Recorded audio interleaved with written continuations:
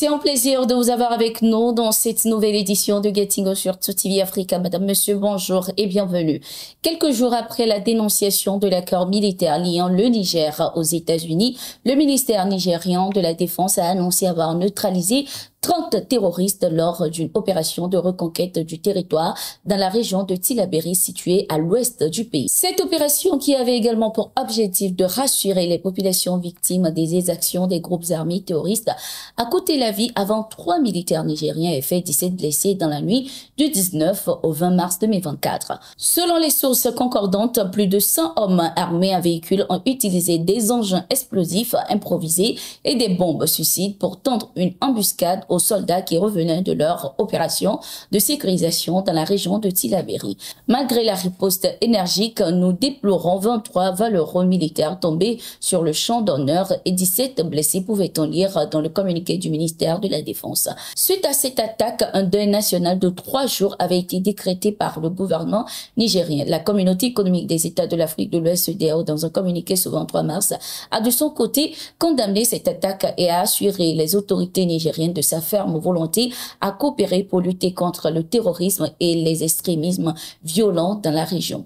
Cette attaque a été revendiquée ce 23 mars 2024 par le groupe terroriste État islamique au Grand Sahel. Au Burkina Faso, le gouvernement a condamné les allégations dans un article d'Associated Press AP qui accuse les forces de défense et de sécurité de tuer de plus en plus de civils lors des opérations de reconquête du territoire. En effet, l'agence de presse a publié ce 22 mars 2024 sur son site un article intitulé « Les forces de sécurité burkinabé tuent de plus en plus de civils ».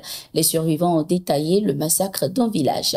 Cet article est qualifié de tendancieux et malveillant par les autorités burkinabé. Le gouvernement burkinabé estime également qu'en s'appuyant sur le témoignage de 3 soi-disant rescapés AP tentent de vendre à l'opinion l'idée de ce qu'elle qualifie de forte augmentation des meurtres de civils par les forces de sécurité du Burkina Faso.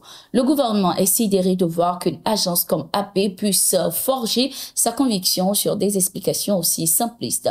Il est à craindre qu'elle en soit arrivée à se cacher sous la couverture du journalisme pour prendre une part active à la campagne de communication orchestrée contre le Burkina Faso et dont le but, à peine voilé, est de jeter le discrédit sur les forces de défense et de sécurité FDS ainsi que les volontaires pour la défense de la patrie VTP qui mènent avec courage et professionnalisme un combat héroïque pour la reconquête de notre territoire et pour la paix, pouvait-on lire dans le communiqué. Les autorités burkinabées ont par la même occasion indiqué qu'une enquête est ouverte par le procureur du Faso près du tribunal de grande instance de Kaya pour faire la lumière sur les faits évoqués.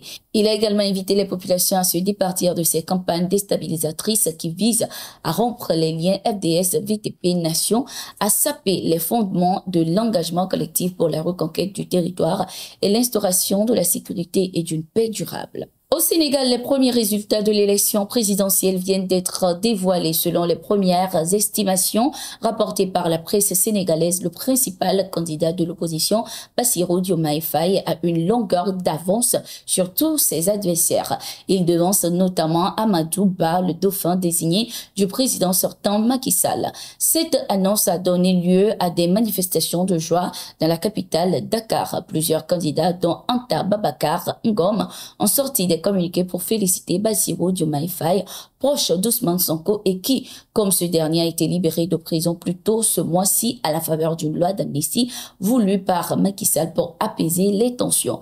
Amadou Ba, de son côté, estimait que les célébrations sont prématurées. Nous sommes certains d'être dans un couplet de second tour, a-t-il laissé entendre dans un communiqué. Notons qu'un second tour aura lieu si aucun des candidats n'obtient plus de 50% des suffrages. Selon le ministère de l'Intérieur, cette élection présidentielle a enregistré une mobilisation significative des électeurs dans différentes régions du pays. Le taux de participation se situait autour de 71%. Environ 7,3 millions de personnes étaient inscrites sur les listes électorales.